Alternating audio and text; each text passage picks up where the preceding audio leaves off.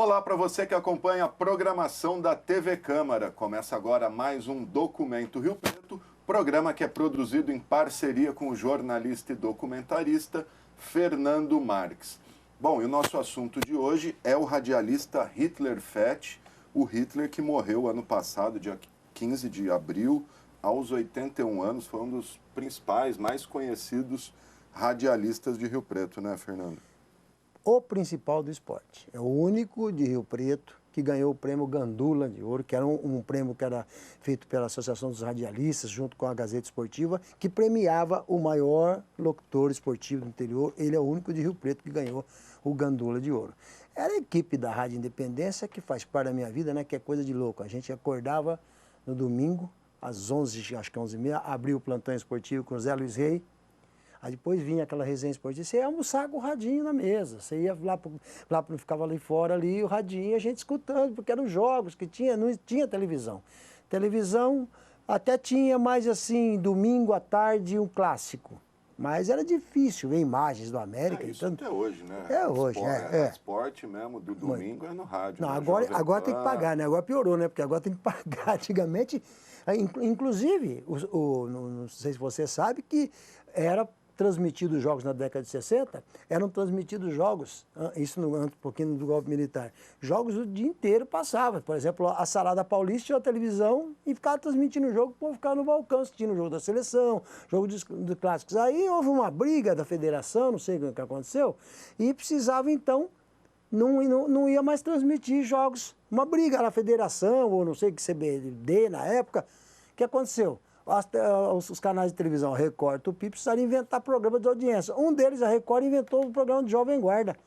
Jovem Guarda nasceu por causa disso, precisava cobrir o buraco do jogo, que era 2 horas de jogo, né? 2 horas, quase 2 horas. Inventaram o programa de Jovem Guarda no lugar dos jogos de domingo. Por isso que as jovens tardes de domingo que fala. Então, está falando Rio Preto. Passava, quando parou isso, começou a entrar Jovem Guarda, o povo começou a esvaziar. Os bares eram poucos que tinham televisão. Bambina, Salada, clubes não tinha, transmissão de jogos ao vivo. Mas então o rádio era um canal. Então a Rádio Independência, né? Isso tudo está sendo gerado a gente falar esse programa, porque nós estávamos no Mercadão e encontrei com o meu querido amigo Mário Luiz, não é Mário Luiz, né? Visley Boção, grande jornalista, diretor do Diário Região, né? Mário Luiz, que é o nome dele de guerra. Pseudônimo, né? Pseudônimo dele de guerra, que até brinco com ele, e toda vez eu encho o saco. Eu vou falar para vocês em casa, toda vez eu encho ele fica louco. Ele um dia falou à tarde, né, na transmissão, o América hoje tem 3 opções, ganhar, empatar ou perder. Claro, mas ele falou isso, mas ele queria explicar. Aí a gente fica brincando com isso. Ele todo jogo só tem essas opções mesmo, né? E o Mário, coitado, ele ficava depois até 9 horas da noite no campo lá, para fazer a resenha, porque terminava, depois tinha entrevista. Então a Rádio Independência foi sensacional. O Hitler foi trabalhando no rádio e ele é de Schmidt, né? Nasceu em Schmidt, começou ali fazendo narração ali. E ele chegou a narrar, sabe o quê? Carnaval de rua de Rio Preto.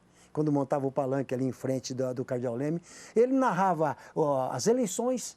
Ele que narrava como é que estava, era o plantão dele. Ele trabalhou na Difusora, trabalhou na Independência, trabalhou na Rádio PRB8, onde ele começou. Depois ele trabalhou também na Centro-América. Metrópole. Foi Acho que todas as rádios. Não, o Hitler foi um gigante, uma voz que o Brasil inteiro reconhece, sabe o que eu... Né? Quando a América foi para o Campeonato Brasileiro, foi disputar o Campeonato Brasileiro, foram transmitir lá, foram lá no Rio Grande do Sul, foram lá em Minas Gerais, lá contra o Atlético Mineiro. Então, nada mais a gente fazer uma homenagem a esse gigante que nos deixou aí. E nós temos várias coisas, né? Para começar, a gente tem uma entrevista histórica. Histórica. Esse documento é muito histórico. A TVT não era nem TVT, acho que era... TV Progresso. A TV Progresso 2000, né? Acho que é 99? 2000. Inauguração do Teixeirão levou lá o Hitler Fett, o Mário Luiz e o Edvar Villa. Fizeram entrevista com eles, uma delícia, né? Então vamos começar a abrir o programa, a gente vê, olha que delícia, abrindo o Teixeirense, falando qual é a perspectiva do América com o novo campo, esse campo desse tamanho. Felizmente, tudo que eles falaram. Não, aconteceu, porque eles falaram, acharam que não ia dar certo. Não ia dar certo, né? Acho que é o Hitler que falou, esse campo não vai ter a presença, grande, não vai ter a presença da torcida. Então, acabou acontecendo, ó.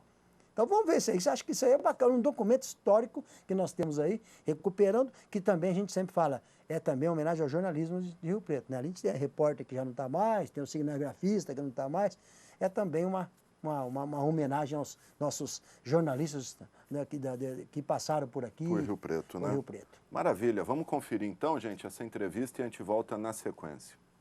O novo palco do América e quem sabe também dos grandes clubes de São Paulo que podem mandar seus jogos aqui. Você é o nosso convidado agora para conhecer o Teixeirão. O estádio novo do América tem 39 mil metros quadrados. Segundo a diretoria do clube, a capacidade é para 60 mil torcedores. Com a interdição do Morumbi, liberada apenas para 17 mil lugares, e do Pacaembu, hoje com capacidade para 28 mil pessoas, o Teixeirão passa a ser o estádio em condições de receber o maior número de torcedores. O colorido do Teixeirão tem uma razão especial. Cada uma dessas cores representa uma ala do estádio, das gerais às cativas. O vermelho e branco central é a cor oficial do América. Agora que você já conhece o estádio, vamos falar de novo da história do clube. Nós estamos agora com 3 jornalistas esportivos que acompanharam nos últimos anos a trajetória do América. Mário Luiz, comentarista, Hitler Fett, narrador, e Edivar Villa, também comentarista. A gente começa conversando com o Mário Luiz. Mário, é verdade que você já cobriu a inauguração de 4 estádios? É verdade, embora eu não seja tão velho quanto possa parecer, cobri a inauguração do Palma Travassos em Ribeirão Preto, do Comercial, 1964. Depois o estádio do Botafogo, em Ribeirão Preto, Ribeirânia. O Rio Pretão, aqui, o estádio do Rio Preto. E o estádio Parque do Sabiá, em Uberlândia. Bom, nesses anos todos que você cobriu aqui o América, qual foi o grande momento da história do clube? Olha, acho que grandes momentos aconteceram. Eu poderia citar no campo, quando o América chegou a disputar a final de um campeonato paulista. Foi a fase final de um campeonato paulista na capital. Todos os anos que o América disputou o acesso e conseguiu, também isso foi realmente muito valoroso. Agora, na minha opinião, este é o grande momento da história do América, a inauguração do Teixeirão. Não há dúvida nenhuma que é. E tem alguma história interessante sobre os bastidores do futebol? Eu teria muitas, mas eu vou citar apenas aquilo que aconteceu no jogo entre América e 15 da cidade de Jaú. Foi o jogo da marmelada, todo mundo sabe disso. Torcedores jogaram cadeiras para o gramado do Mário Alves Mendonça. E a única coisa que até agora eu não sei é por que eu estava escalado para comentar aquele jogo e às 17 horas e 30 minutos eu fui informado que estava substituído pelo Villa. Essa é uma história curiosa. Agora, outra coisa que eu gostaria de citar, já dentro do campo, foi numa partida também mais ou menos com a cara de América e 15 de Jaú. Foi um jogo entre América e Comercial de Ribeirão Preto, em que o empate para os dois servia. E o jogo estava 0-0, ninguém chutava gol, até que numa jogada pelo lado esquerdo houve um cruzamento e um centroavante que o América possuía muito bom, chamado Milton, ele fez um gol de orelha, literalmente gol de orelha, América 1, Comercial 0. No meio do gramado do Mário Alves Mendonça, o meia Jair Bala do Comercial literalmente abaixou e comeu grama. Ele comeu o gramado de tanta revolta, de tanta frustração, e o América venceu de 1-0. Mário, qual foi a melhor formação do América nesses tempos todos? Bem, eu não sou do tempo de Ambrósio, Chatara, Fogosa, Dozinho, não conheci esses jogadores. Então, pelo menos entre os jogadores que eu vi jogar, eu considero o Luiz Antônio o melhor goleiro de todos, embora Getúlio e outros realmente fizessem sucesso. Paulinho na lateral direita, na zaga central o Adelson, porque não viu o Santos jogar. Na quarta zaga o Nelson Coruja e na lateral esquerda o Ademir Gomes. O meio campo eu formaria com o Vanderlei Paiva, o Raul e o Valtinho. E eu formaria esse ataque que hoje seria infernal. Marinho, Luiz Fernando, que foi até artilheiro do Campeonato Paulista daquele ano, e na ponta esquerda o Marco Aurélio, um jogador cearense. Bom, vamos conversar agora um pouquinho com o Edivar Villa, que é o homem das estatísticas. Edivar, você tem algum número interessante para falar para a gente sobre a América, alguma coisa nessa história do clube? Sem dúvida nenhuma. O América, na sua história, ele, por exemplo, você faz uma computação de resultados nos jogos do Mário Alves Mendonça, a América acentua na sua participação desde seu advento participando de competições oficiais, ele chega a 80% de resultados positivos. Quer dizer, é um detalhe curioso que o próprio torcedor do América ignora. Mas o América teve 20% apenas de decepção para uma torcida. Então, como está hoje, praticamente deixando de lado o estádio Maranhão Mendonça, vindo para a Casa Nova, Teixeirão, que é uma realidade, que é, sem dúvida nenhuma, algo que enaltece não só o América, mas a própria São José do Rio Preto, com seu potencial econômico e financeiro, evidentemente que nós esperamos que o América tenha esse ritual, seguido esse ritual, para dar alegria à sua torcida, como deu até aqui. Porque o torcedor do América, a partir de agora, a gente dizendo isso aí, ele vai analisar, vai colocar os números e pode, que ultrapassa a 80%, chega a entre 81% e 88% os resultados positivos obtidos pelo América em todos os jogos oficiais realizados no Maranhão Mendonça. Vila, conta uma coisa pra gente. O América teve algum grande marcador do Pelé? Sem dúvida. A América teve o Nelson, foi um elemento que marcou muito bem. O Julinho, pouco tempo, uma ou duas vezes apenas, mas mostrou habilidade e tinha mais ou menos um esquema tático definido para quando o Santos jogava aqui. Tanto é que o Santos nunca conseguiu golear o América de 8, 10, como aconteceu com o Botafogo, não. Porque na era Pelé, o Santos chegou a ganhar do Corinthians de 7-1 em pleno Pacaembu. Depois, no meio de semana, jogou com o América, ganhou de 2-1 e Deus sabe como. Agora vamos conversar com o Hitler Fett. Hitler, o que tem aí de muito interessante nessa história do América? Fato interessante na vida do América foram essas subidas e descidas, essa emoção que uma cidade viveu intensamente, não tão quanto a cidade de Bauru, por exemplo, mas o América Futebol Clube também ofereceu à sua torcida grandes alegrias e grandes decepções. A primeira grande alegria em 57, quando subiu, sob o comando do 71, o João Avelino, e o Tijo Villanova como presidente. Em 61, quando desceu, quando caiu, para desespero total da cidade, que estava ainda com aquela euforia da subida, sob o comando na presidência do Dr. Olavo Taufik, e quando voltou em 63, já então com Rubens Minelli no seu comando. Foram alegrias e foram decepções que marcaram a vida do América e marcaram também para a gente da imprensa a história da agremiação vermelhinha. E na sua opinião, qual foi o melhor jogo que aconteceu lá no Mário Alves? Olha, todos os jogos exatamente desta sequência de acontecimentos foram importantes, principalmente aqueles que determinaram a subida do América. Mas há dois jogos que eu posso citar para você como curiosos e muito importantes. Um contra o São Bento de Sorocaba aqui, em que o América tinha que ganhar de qualquer maneira.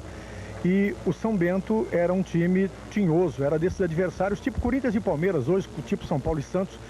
E quando o São Bento entrou em campo, a torcida inteira xingou o São Bento e não o time. Falando o nome do São Bento, mas do Santo e não o time, né? O time do São Bento é isso, não. O São Bento é isso e tal. Caiu um toró dentro do estádio e só dentro do estádio. Foi preciso 40 minutos para a torcida inteirinha dentro do gramado puxar a enxurrada que se formou, mais de um palmo sobre o gramado, para ter o jogo de qualquer maneira, porque a rivalidade era muito grande. O América ganhou de 6-1 e daí ele caminhou para a recuperação do título. O outro foi um fato inédito que eu acho no mundo em questão de arbitragem. Quando o América subiu goleando aqui o São Bento de Marília por 5-1, o único árbitro que eu acho que aconteceu esse fato foi o seu Elvio Lofrano.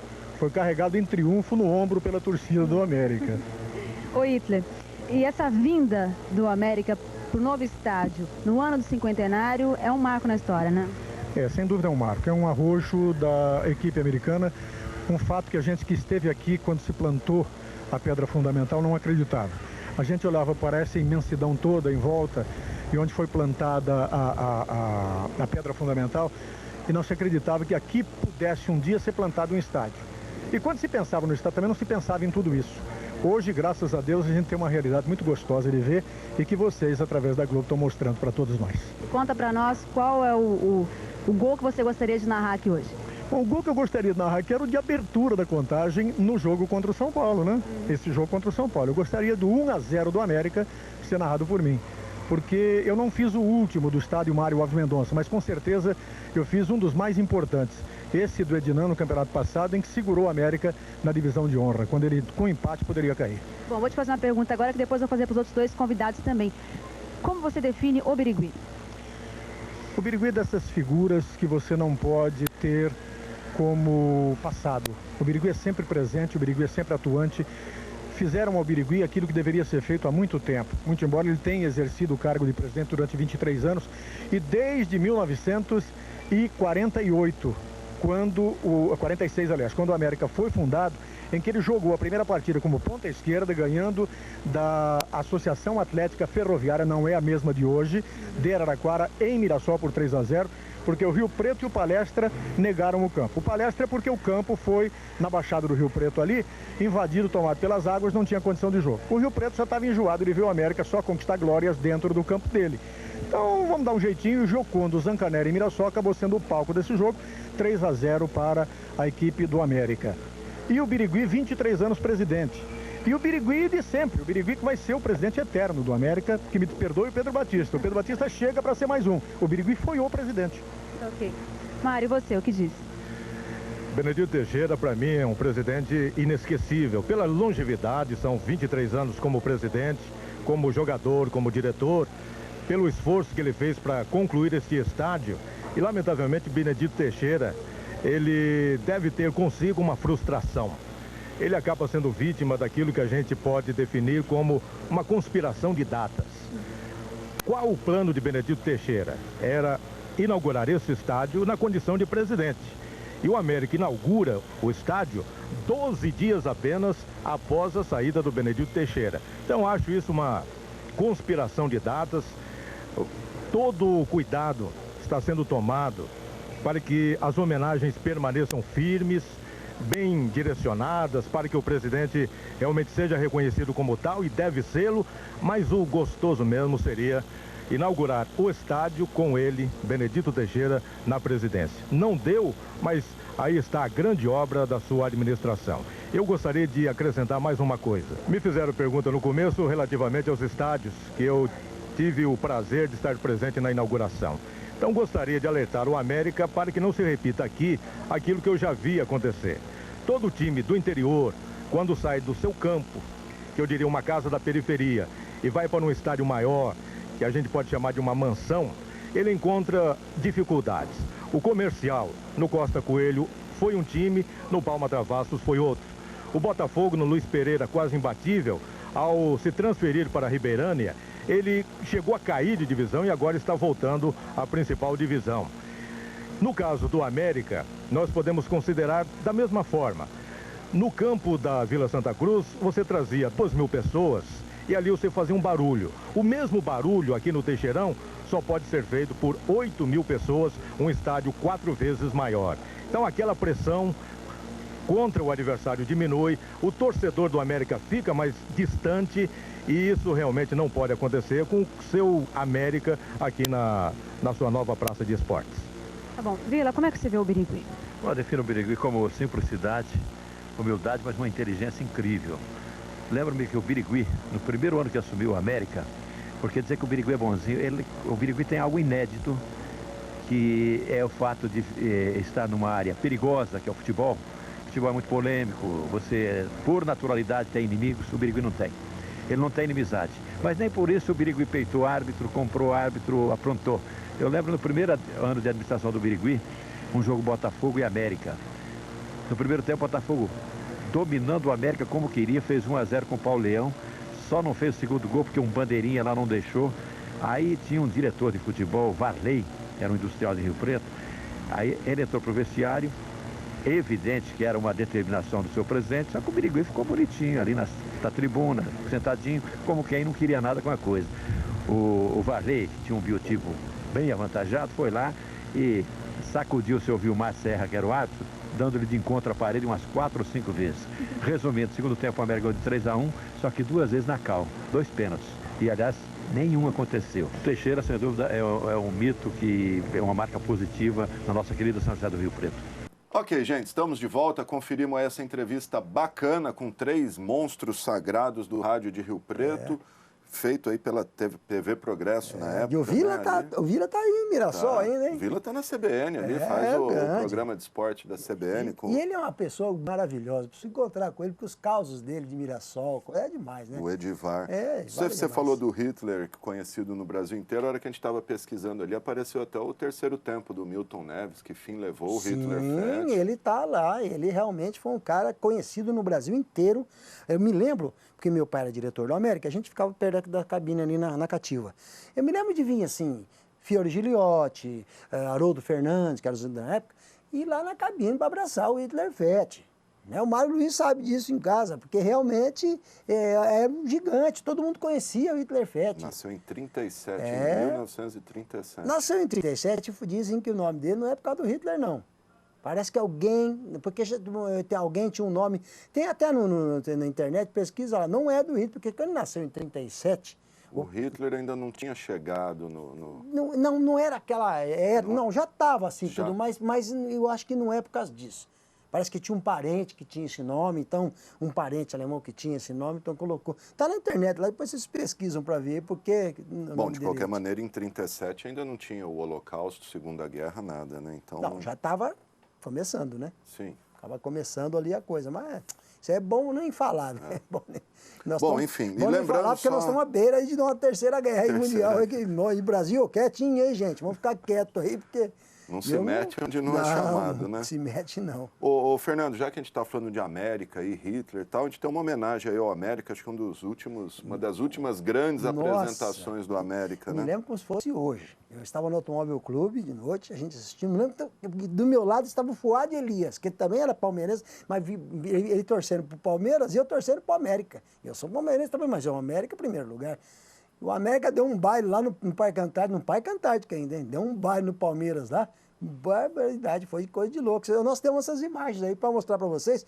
Vamos ver o último resquício aí do América que está dando dó de ver uma briga política. E a gente sabe por quê. Depois, na volta, eu vou falar para vocês por quê. Então vamos lá, gente. Vamos ver esse pedacinho aí, uma das últimas grandes apresentações do América. 4-1 pro América lá no Parque Antártico. A gente volta na sequência. E olha a tentativa ali do Edmundo pelo meio, ajeitou pro Paulo Baier, de primeira pro Cláudio, vai pra cima da marcação, ganhou o lance, invadiu a área, prendeu, vem a batida!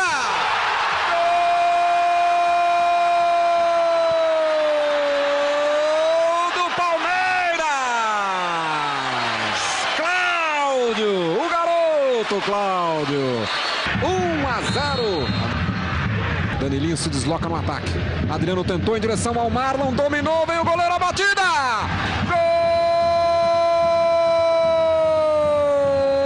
Gol do América!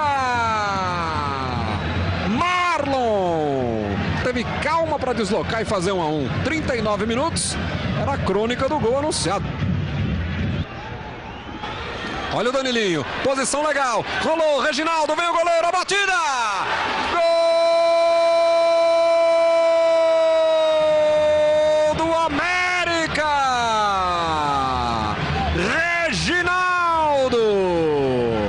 O América vira o jogo. Olha o Palmeiras, olha o Reginaldo, tocou, Danilinho.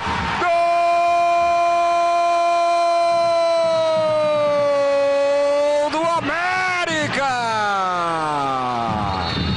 Danilinho.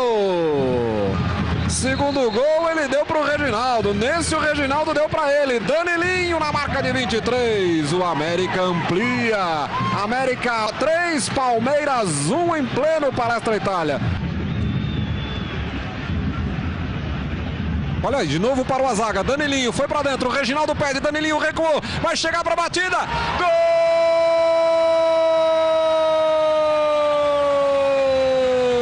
Gol do América. O Danilinho recebe, bate para trás. E aí com o gol escancarado do camisa número 7 foi quem finalizou para fazer o 4º gol. A tragédia se amplia e vira goleada. América 4-1 para cima do Palmeiras.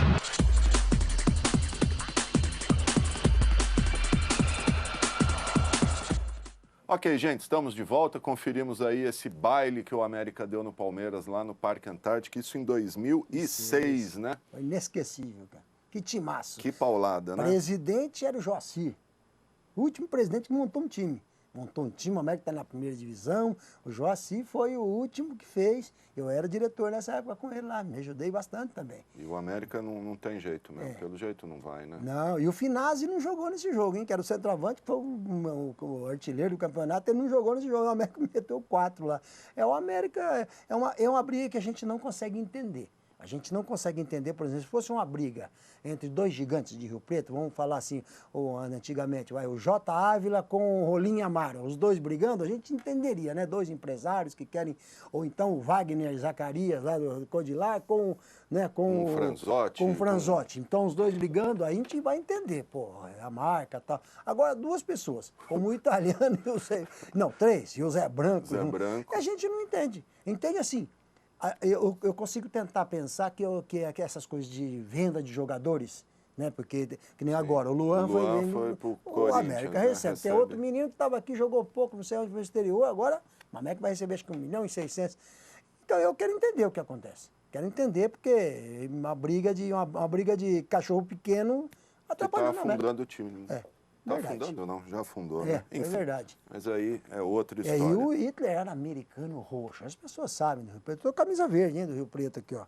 Então, sabem. Mas ele era americano, mesmo, gostava mesmo do América. Era a paixão que ele tinha pelo América, paixão. Viajava, a equipe Independência que viajava foi histórica em Rio Preto. Eu não posso esquecer do Luiz de Almeida, que era o Nelson Brandão, Rogério Cosi, que tinha na rua Bernardino de Campos, ele tinha a adega dele, a adega Caxias. Todo mundo ficava ali Cuiabano, ficava ali Walter do Vale, Dito Tarraf, ali isso é histórico, hein? Ali foi histórico a adega Caxias. Então, eram as pessoas que, eu tenho muitos nomes, preciso lembrar, tinha o Nelson Antônio também, a equipe de rádio foi demais, né? Foi demais. Tem até um disco do América, quando a América subiu, fizeram um disco, acho que é o Nelson Antônio que narra, se não me engano, ou acho que é o Nelson Antônio, sim.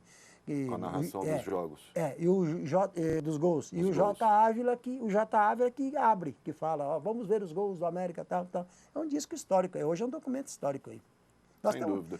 Então, bom, e para terminar então? Nós temos aí, lá no Arquivo Público, né? Foi feito há muitos anos, o CODEFA, né?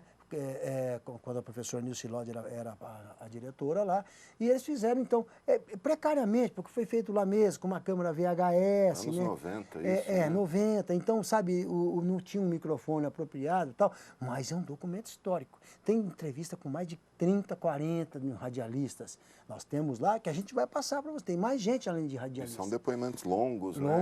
Longos. Então, a gente vai, aos poucos, nós já passamos um que foram os irmãos Moanes. Lembra? Nós passamos no nosso programa os irmãos Moanes. Acho que do Macedo também, ou não?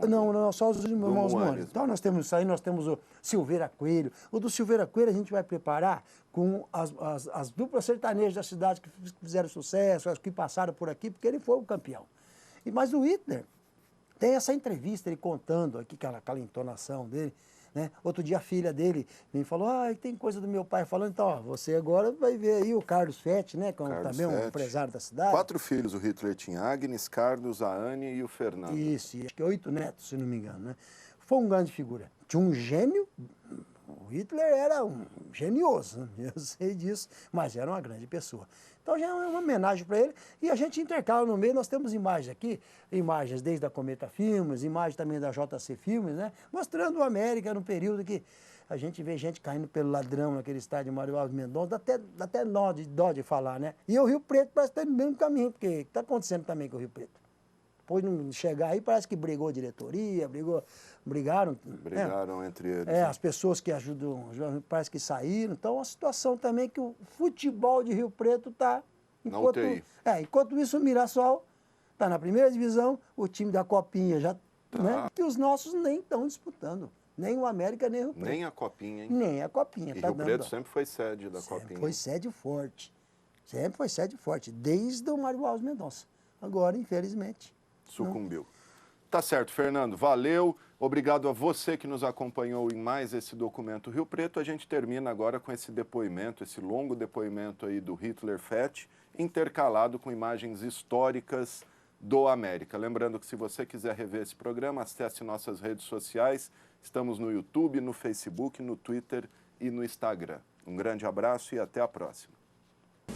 A entrevista de Hitler Fett, que tem exatamente 30 anos de rádio.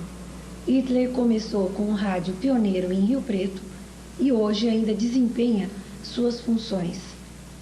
Hitler, como foi o seu início no rádio em São José do Rio Preto? À época, qual a sua atividade e como era desempenhada essa atividade? Eu comecei de uma maneira talvez até comum na época. Era a época do serviço de alto-falante. Então quem tinha uma voz um pouquinho bonita, e eu me gabava de tê-la bonita na época, hoje os calos do futebol, os gritos, os berros das irradiações me fizeram realmente perder muito dessa voz. Mas naquela época era aquela entonação e tal. Era um sucesso, né? Exato. Então você queria falar num lugar qualquer que fosse efetivamente ouvido. E os recursos da minha cidadezinha aqui pertinho eram serviço de alto-falante no cinema, onde eu anunciava os filmes, os aniversários, as festas da cidade, as realizações. A cidade é? Schmidt, aqui pertinho. Precisa ficar registrado. Está registrado. Aliás, com muito orgulho, hein? Com muito orgulho. Faz bem. E ali, um dia, aconteceu um show levado pelo rádio de Rio Preto ao palco do então Cine Clube Schmidt. E como eu era o homem do alto-falante lá, vamos para o palco. Eu anunciei esse pessoal. E alguém na comitiva lembrou que eu tinha boa voz, que eu tinha bom jeito de falar e que eu podia ser aproveitado no rádio de Rio Preto. Não me entusiasmei não, aliás, fiquei até meio assustado. Que é isso, né? Eu não, nunca. Mas tanto insistiram posteriormente, mas já com um emprego diferente, completamente diferente, trabalhando aqui em Rio Preto, nos últimos anos de normal, me formando professor primário, eu passei a trabalhar na Baruel, uma antiga drogaria, onde hoje é uma filial do Banco Itaú, pertinho do Hotel Metrópole. E ali, um dia, um desses integrantes daquela comitiva passou e lembrou-se de mim. Mas você não quer fazer agora um teste com a gente, já que você está aqui?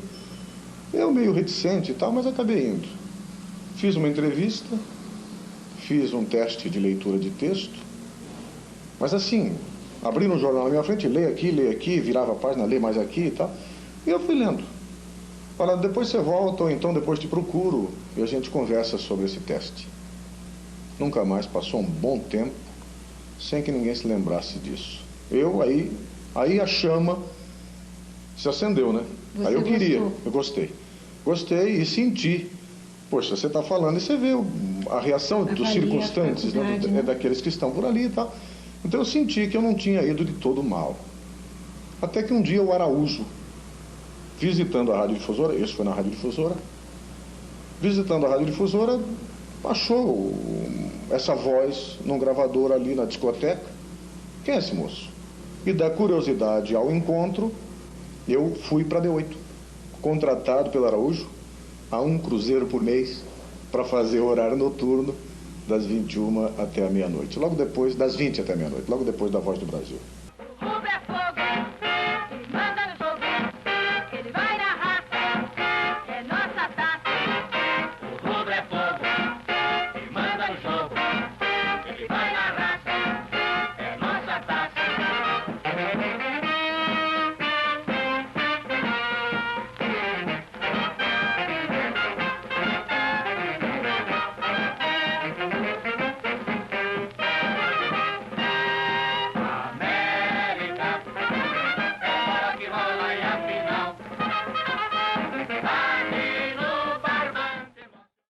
E aí, o pessoal da difusora percebeu que tinham perdido alguma coisa que era aproveitável lá onde tinha sido feito o teste inicial.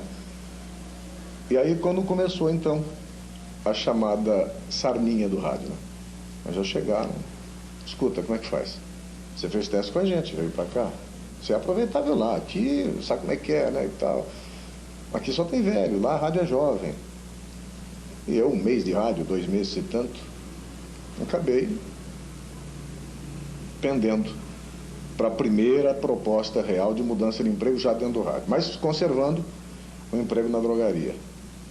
Fui, comecei a cuidar de noticiário, comecei a fazer um programa também noturno, e como eu trabalhava à noite, eu gravava o noticiário das grandes emissoras do Rio e de São Paulo, redigia e deixava pronto para o dia seguinte, às 7 da manhã, o Geraldo Prado, o Nelson Luiz e o José Eduardo do Espírito Santo fazerem um jornal falado que se chamava Matutino Sonoro Willis. Você redigia? Eu redigia. Explica para nós, porque existia toda uma técnica, né? Para você receber essas notícias. Mas era muito aqui. rudimentar. Então, era é muito por isso que rudimentar. nós estamos querendo saber. A gente vivia às custas de um rádio receptor, de uma máquina de escrever e de um gravador. E um gravador, aliás, que era o faz-tudo. Né? Exatamente. Um gravador que era o faz-tudo. Hoje você tem a facilidade, você enfia um mini gravador no bolso da camisa, vai ao campo, vai a uma concentração, a qualquer acontecimento, registra tudo. Mas vira um objeto particular de uso diário. Exato, né? Exato. Para não perder oportunidades. Correto. Mas na época não. Na época o mais portátil dos gravadores era um rever que pesava pelo menos uns 30 ou 40 quilos. E tanto é que foi um desses que eu comecei a lombar quando eu comecei a fazer futebol. Não demorou muito não. Isso foi em abril de 1959, quando eu comecei no rádio. Em 1959, abril exatamente. E já em 61 eu já comecei a fazer futebol. Mas eu fazia horário noturno, era um programa de tangos e poesia. O tango era o absoluto na época, né? Assim como eram absolutos os ritmos mexicanos e castelhanos de forma geral, sul-americanos, ou cubano até. O samba, tudo bem e tal, mas o que era mesmo era o Miguel Aceves Merria na época. Românticos de Cuba. Românticos de Cuba, essa orquestra foi. Exatamente. Então, e os tangos, né? Os grandes tangos. Então eu fazia um programa de tango. Das 11 à meia-noite era o que fechava a programação da rádio. Eu lia uma poesia e rodava um tango. Mais uma poesia, rodava um tango. Aproveitava para fazer as minhas médias com os aniversários, com os alôzinhos, que já na época a gente também lançava a mão disso. Fala da audiência. Ótima. Ótima. Aliás, o rádio nessa época era um companheiro, não tem sido tanto hoje estragado pela televisão, mas o rádio na época era realmente um companheiro. Em qualquer obra, em qualquer local, um piquenique qualquer, tinha o rádio ligado. E a gente mesmo à tarde, quando a família se reunia, no salutar costume de sentar-se na calçada para bater papo, que hoje não existe mais, né? É até perigoso. Exato. Não, dentro de casa é perigoso, não mais na calçada não. Mas naquela época a gente... E o radinho estava ali. Elétrico, ligado no pé da escada, ou... Com uma extensão. Exatamente. Ligado de qualquer jeito. De qualquer maneira o rádio estava ali, ligadinho no programa e tal.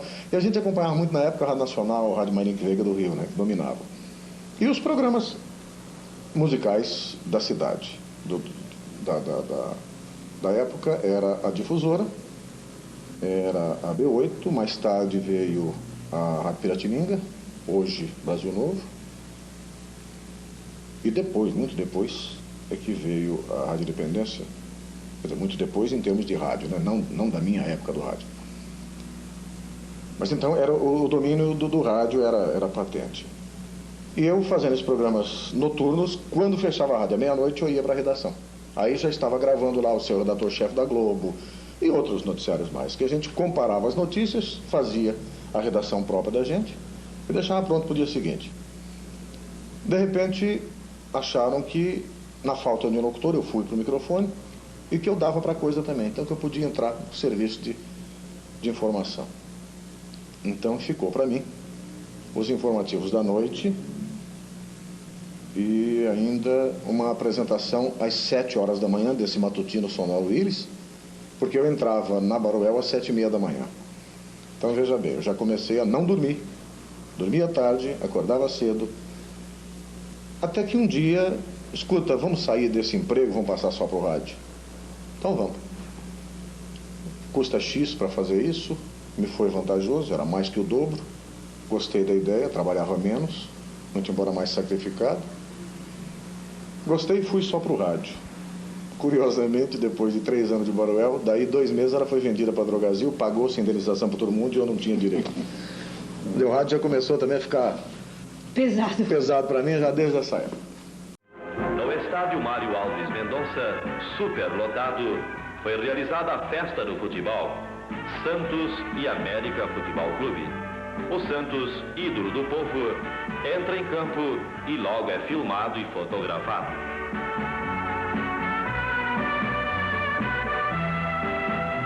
A festa foi também da vacina. O Dr. João Monteiro, delegado regional de polícia, prestigiou o acontecimento. A equipe do América local, delirantemente aplaudida.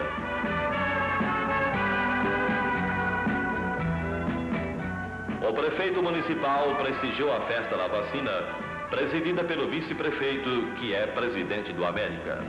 É o doutor Aloísio Cherubini quem abraça o ídolo Pelé, que com o capitão Adelson recebe a vacina no gramado.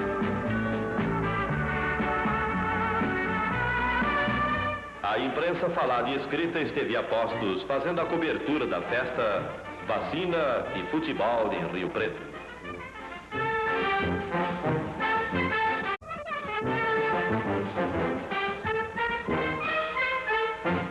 O América não venceu, mas convenceu jogando ótimo futebol. Acusou a renda de quase 50 mil cruzeiros novos, índice do prestígio do jogo. Lances da peleja, arquibancadas lotadas, atestam que o futebol é a alegria do povo. No placar, 1-1. Gol de Pelé para o Santos e de Tião Quelé para o América. Quase um verso na história de nosso futebol. Bom, eu vivi minha época na difusora fazendo um programa de juventude, chamava-se Peça e Ouça.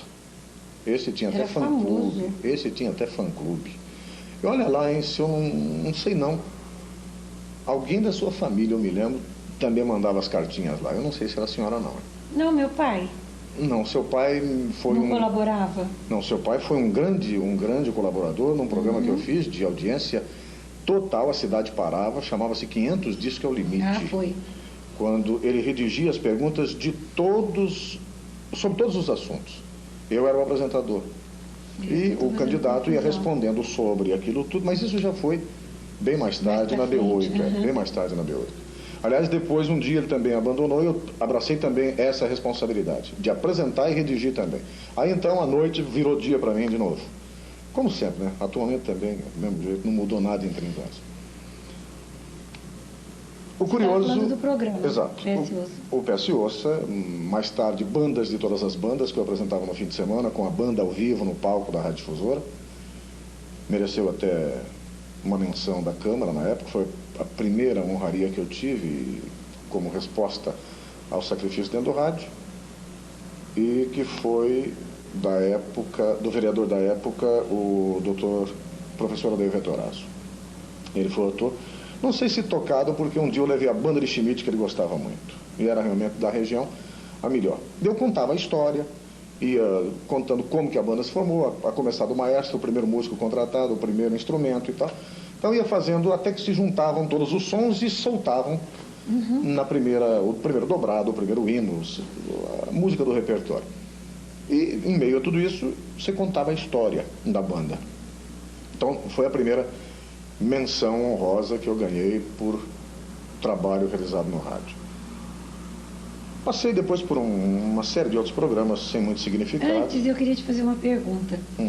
Você disse que foi também aprovado para fazer o jornal. Existe uma qualificação diferente para o apresentador do jornal falado? Ou não existe nenhuma característica a mais para o apresentador? A locução comercial dá condições de você fazer os dois ou não? Olha, hoje, infelizmente, não sei se feliz ou infelizmente, mas o rádio hoje não olha muito voz. Ele está olhando um pouco mais de conhecimento. Quem tem a cabeça um pouco melhor e sabe dizer as coisas é aproveitado. Na época eles aliavam muita coisa, inclusive tinha que ter voz. O timbre de voz era o principal. E a gente, modéstia à parte, reuniu nesse jornal uma das equipes que, para mim, melhor soava no ouvido de cada um. Tanto é que todos eles, de uma vez, receberam um convite da Piratininga, São Paulo, e do Grande Jornal Falado Tupi para ir embora. E tocados por compromissos que na época a gente tinha medo de perder, noiva, família, São Paulo, meu Deus e tal, acabamos não indo. Quando deu vontade de ir já era tarde, né? Aí o arrependimento bate. Mas todos, Nelson Luiz, o Antônio Geraldo, o Geraldo Prado e eu, com o comentarista da época, a gente dava as notícias, ele comentava, era o José Eduardo do Espírito Santo, mais tarde vereador também na cidade. Hoje, não sei se ainda está, mas a última informação que eu tive é de que estava ainda no Mato Grosso. era qualquer coisa do governo no Mato Grosso. Estádio Mário Alves Mendonça, as equipes Santista e Americana adentram o campo. América, O Santos Futebol Clube bicampeão mundial. bate emocionante.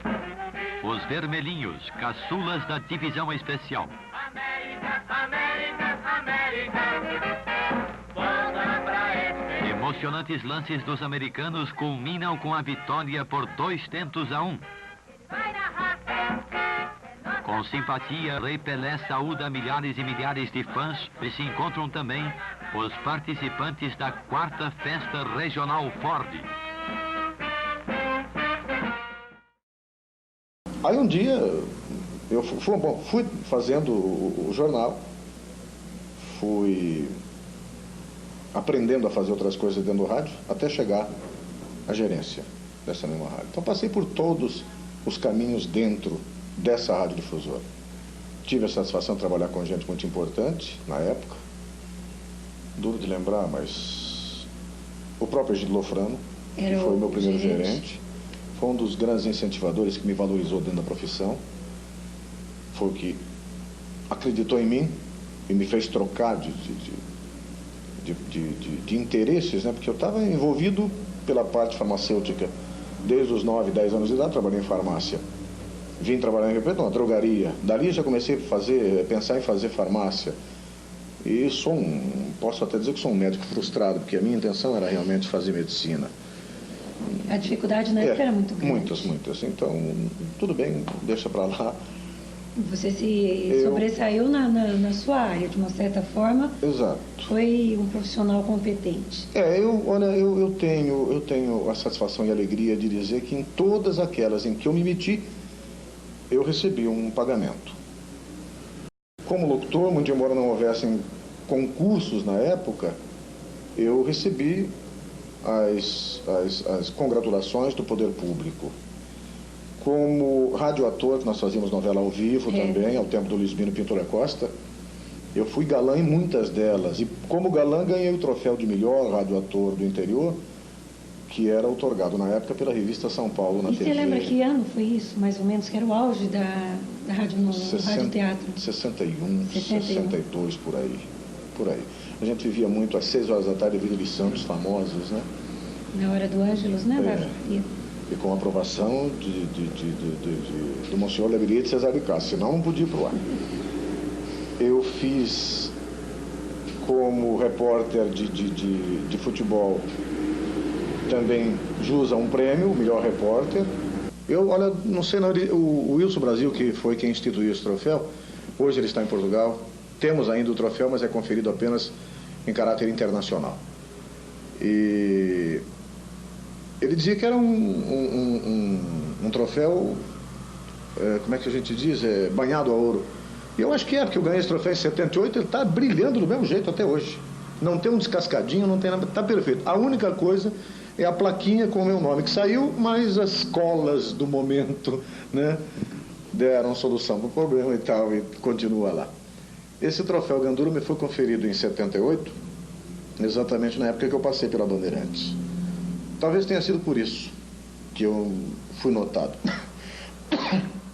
Porque a Rádio Capital não era de dar muita atenção, senão aqueles que já faziam a cobertura normal dos quadros de funcionários nessa área do esporte, então eles não procuravam mais. A não ser que alguém morresse ou era contratado por uma outra emissora, mas eles normalmente trocavam entre eles mesmo dentro da capital. Um roubava do outro. Um roubava do outro, não vinha buscar no interior, não. O interior é que começou a se meter, começou a se infiltrar e começou a aparecer um pouco mais. Ultimamente o interior tem dominado a capital. Naquela época não, naquela época... Conta como você entrou para o esporte. Você já falou o troféu Gandula, agora conta para nós como isso você entrou. Era uma preparação que eu estava fazendo, inclusive, para isso. Eu chegava aos domingos e eu era um apaixonado pelo rádio.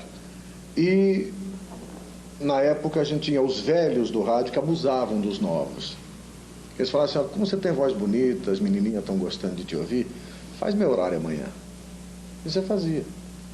Aí o outro, velhaquinho igual o anterior, né, chegava e falava assim, eu pago um sanduíche para você, não faz para mim também. Então você fazia. De repente você ficava o dia inteiro na rádio.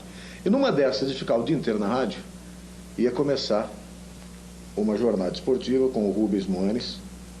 Aliás, me espelhei muito nele, na correção da narração, do jeito de falar a jogada. Gostava muito do Rubens, é um dos radialistas que eu respeito muito também. E estou sentado na porta da Rádio Rio Preto quando ele ia saindo com o material. Falou, me ajuda a levar esse material para o carro. Tudo bem, né? Levei o material para o carro. Falou, me ajuda a descer lá no campo também, porque você me ajudou aqui, lá não vai ter ninguém para me ajudar. Então fui também. Já que você está aqui, fica comigo aqui, vamos lá para a cabine e tal. Eu não gostava de futebol, no Duro não tinha tração nenhuma para o futebol. Então até que o América jogava aqui, e eu estava sentado na porta da rádio lá, em plena 1h30, 2 horas da tarde, sem coisa nenhuma para fazer.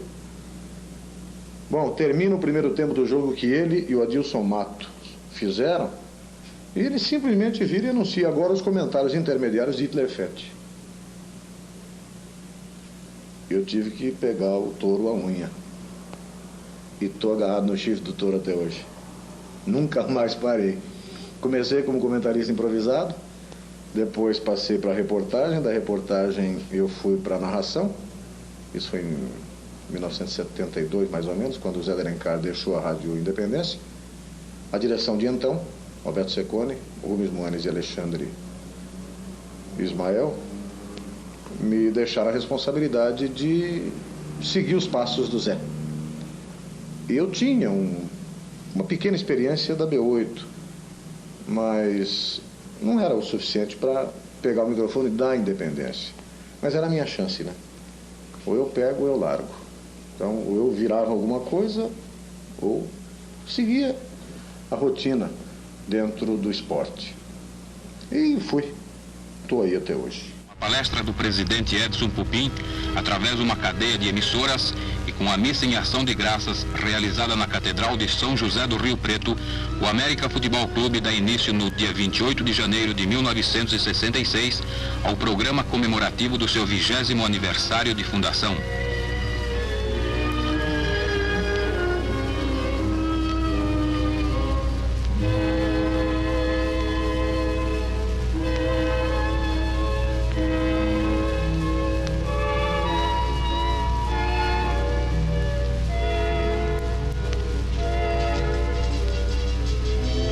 As festividades prosseguem na sede do clube, quando fazem uso da palavra os senhores Edson Pupim e Dr. Raul de Aguiar Ribeiro, que discorrem sobre os 20 anos de lutas e sacrifícios de toda a família americana em prol de um América cada vez maior.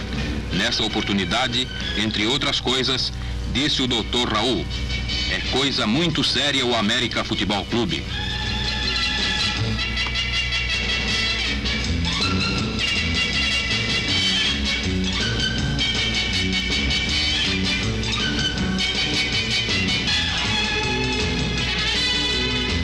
Ponto alto das comemorações do 20º aniversário do Vermelhinho é a homenagem tributada aos antigos presidentes americanos, os quais tiveram seus retratos inaugurados na ocasião. Em seguida, houve entrega de diploma de reconhecimento aos ex-presidentes e demais benfeitores americanos.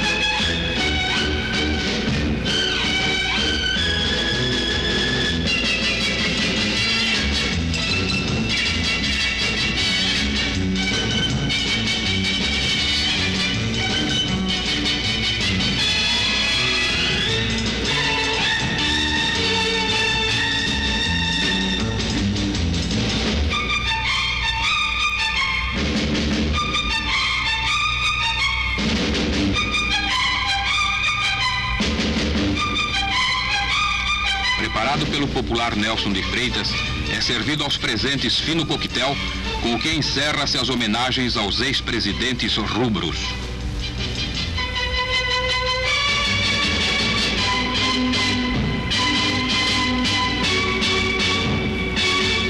O presidente americano Edson Pupim em companhia do ex-presidente Délcio Bellini e demais diretores, inspecionam as obras das arquibancadas em construção no Estádio do América e ouvem atentamente as explicações do engenheiro responsável pela grandiosa obra, Dr. Antônio Once.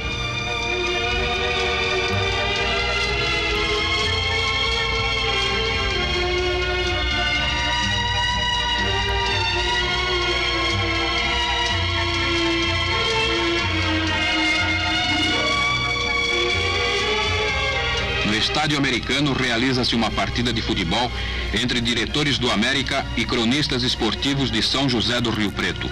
Jogo que teve por finalidade unir ainda mais os laços de amizade entre Crônica Esportiva e América Futebol Clube, terminou entre abraços e risos dos componentes de ambas as equipes.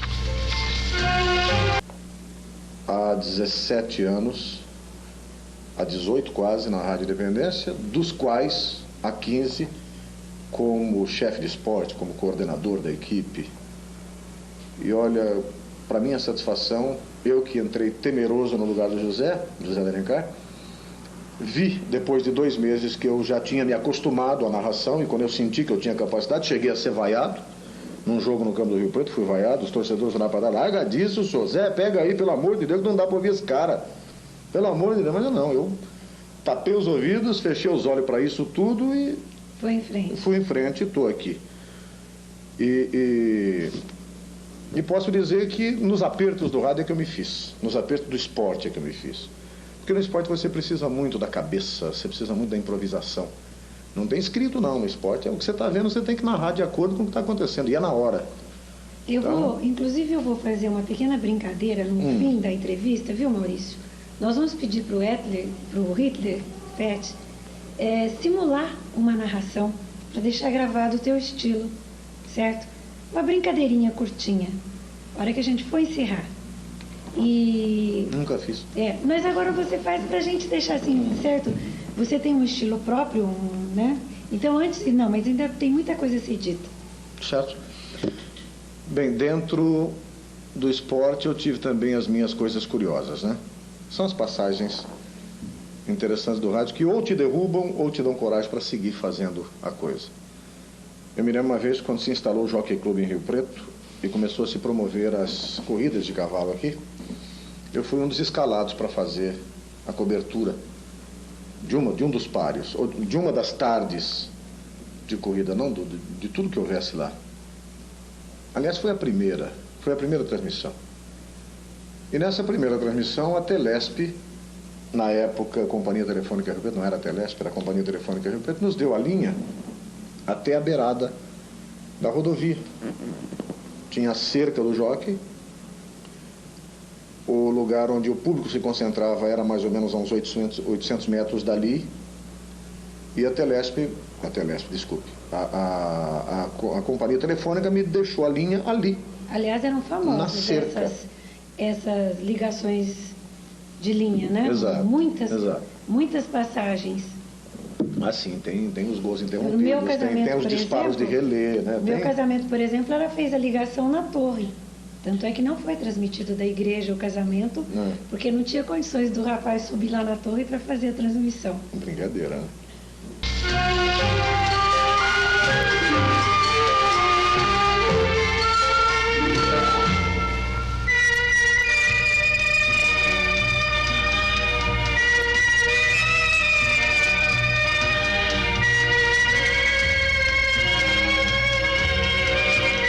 Fim do desafio, radialistas e americanos confraternizam-se à beira de um barril de chope, o que aliás foi o melhor do jogo.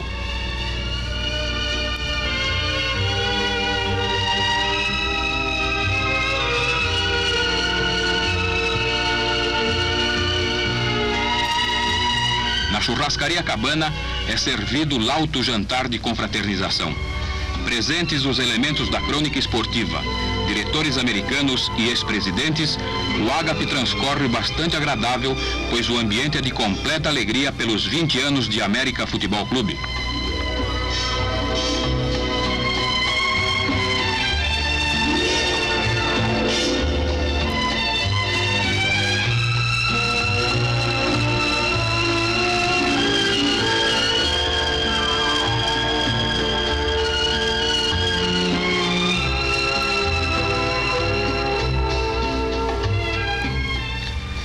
nome do América, fala o senhor Edson Pupim e doutor Raul de Aguiar Ribeiro.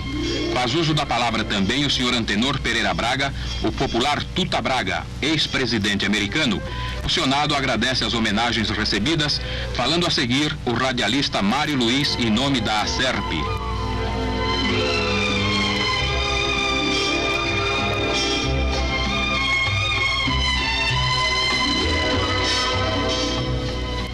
Finalizando as solenidades, o senhor Manuel Antunes, presidente da Liga Rio-Pretense de Futebol, faz entrega da Taça dos Invictos ao representante dos amadores do América Futebol Clube.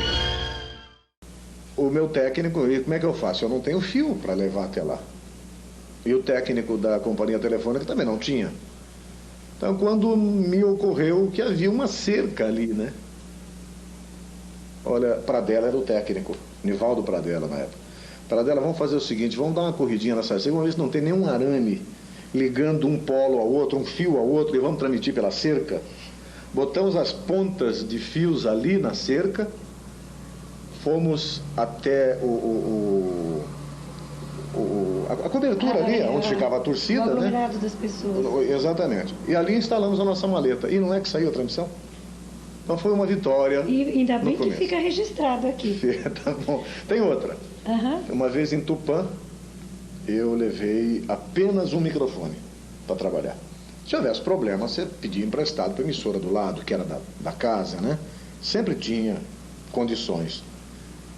E normalmente a gente viajava sozinho, não tinha comentarista, não tinha repórter. É sobre isso que eu quero que você fale depois. Então você tinha que fazer tudo sozinho, você abria a jornada, você tinha que correr atrás das substituições, então você pedia o comercial ou o plantão para conversar com o cidadão do lado e pedir quem que entrou, quem que saiu. Enquanto o plantão fazia a informação, você anotava, continuava a sua irradiação. O comentarista você emprestava da rádio que estava mais perto de você, puxava o seu microfone até ele e ele comentava, na hora do intervalo ele comentava para você. Isso nós fizemos para muita gente, como muita gente fez para nós também. E o meu microfone pifou. E eu só estou ouvindo o Rio Preto chamar, é sinal que eu não estou chegando. Eu não estou chegando e não tinha microfone para emprestar. Eu não lembro, eu precisava citar aqui o nome desse técnico de uma rádio em Tupã. E ele falou, olha, eu vou tentar uma coisa que um dia eu ouvi falar que era possível fazer. Vou ver se eu consigo fazer aí e tal. Ele me ligou o fone de ouvido no lugar do microfone e eu transmiti o resto do jogo pelo fone de ouvido. Transformou o fone de ouvido em microfone. Aquele sonzinho espremido de lata, mas né? Chegou. Mas chegou. Quer dizer, a reportagem foi completada. Era o que importava. Mas em termos de emoção no rádio, essas foram as experiências gratificantes, né? Isso ensinou a gente a trabalhar. Foram os improvisos do rádio. Já fizemos muito também, tem uma aí braba, né? Esse tipo de coisa que o profissional condena muito, mas você tem que fazer. Tem que fazer porque você tem a sua legião de ouvintes. E houve uma época em que a companhia telefônica não cedia linhas em meio de semana, só uma. Quem chegasse na frente estava bonito na praça. E aí te dava uma dor de cotovelo danada, porque você tinha um concorrente sozinho fazendo local e você estava tocando música, né? Aí um dia eu e o Caio Plínio, Caio, nós não vamos perder esse jogo, era Taubaté e Rio Preto, lá em Taubaté. Nós não vamos perder esse jogo não, Caio. Mas como e tal? Nós vamos transmitir esse jogo. Mas não tem linha, rapaz, não tem, só a radiodifusora conseguiu. E era uma noite de mau tempo, inclusive. Era da Cultura, em Taubaté. então. Nós estávamos na cultura, B8 Cultura. B8 Cultura. Exato. As duas Caio faziam... era gerente, né? Isso. Da Cultura. Exatamente. Então, os profissionais da difusora viajaram para Taubaté. Começaram a transmissão deles ruim a beça, com uma estática, com uma interferência muito grande, pouco audível, não tinha qualidade, mas estavam lá, fazendo no local a transmissão. Eu e o Caio nos escondemos desde madrugada no porão da Rádio Rio Preto, instalamos toda a nossa parafernália ali, e na mesma hora que a outra que foi a Taubaté começou a falar de lá, nós também, do porão, começamos a falar de lá. Um ouvindo o outro e transmitindo. Ocorre que a nossa transmissão não tinha nenhuma estática, foi limpa, era som local, ganhou audiência 99%. A equipe da difusora, quando voltou gloriosa. Ganhamos audiência naquela época, a briga era de você desligar o microfone enquanto o comentarista dava a sua opinião para perguntar como é que está a minha audiência. Estão me ouvindo ou estão ouvindo o cara? E tal. Era desse jeito, sabe? E a gente arrebentou em termos de audiência. Então eles vieram vangloriando da exclusividade, gritaram a exclusividade durante todo o jogo, é evidente. Mas aí o técnico falou, olha, infelizmente nós perdemos de goleada. Aí foi aquele negócio, né, de aquela briga, né, brigaiada e tal, Mas nas emoções, esse Gandula, que eu não... eu só tenho um outro, foi de Ribeirão, do Wilson Roveri, mas como comentarista, narrador, só eu do interior é que acabei ganhando esse troféu. Também pertencentes ao aristocrático Automóvel Clube, Sérgio Macedo, Ângelo Gerosa, Dênio Munia, Gil Tavares e Carlos Seneviva, sob as ordens do técnico Décio Lang, fazem miséria na piscina americana. Aqualoucos de comprovado gabarito, os rapazes em questão divertem todos os presentes ao encerramento das festividades do 20º aniversário do América Futebol Clube.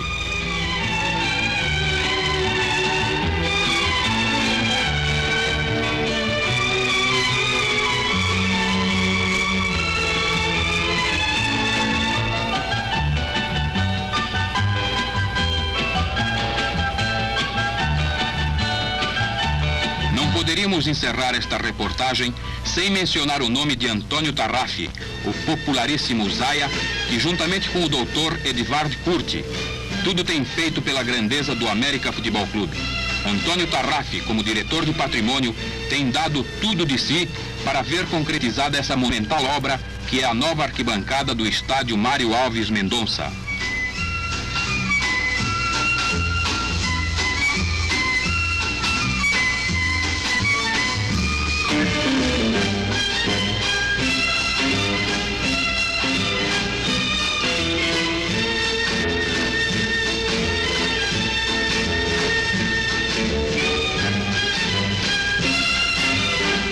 Aí está, americanos e esportistas de Rio Preto e região, a grandiosa obra em andamento, graças ao trabalho dos diretores americanos e particularmente do Zaya Tarrafi e do Vavá Curti.